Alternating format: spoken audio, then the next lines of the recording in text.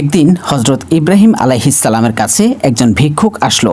তখন তিনি ভিক্ষুককে খাবার দিলেন এবং বললেন, বিসমিল্লাহ বলে শুরু করো। তখন ভিক্ষুকটি বলল, বিসমিল্লাহ বলবো কেন?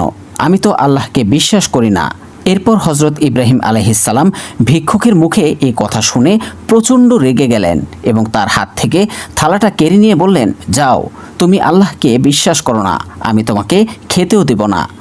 ভিক্ষুক ঘরের দরজা দিয়ে কেবলমাত্র বেরিয়েছে, সাথে সাথে আল্লাহ তাআলা হজরত ইব্রাহিম আলাইহিসসালামের কাছে ওহী পাঠিয়ে বললেন, হে ইব্রাহিম, যে আমাকে বিশ্বাস করে না সেটা তার ও আমার ব্যাপার।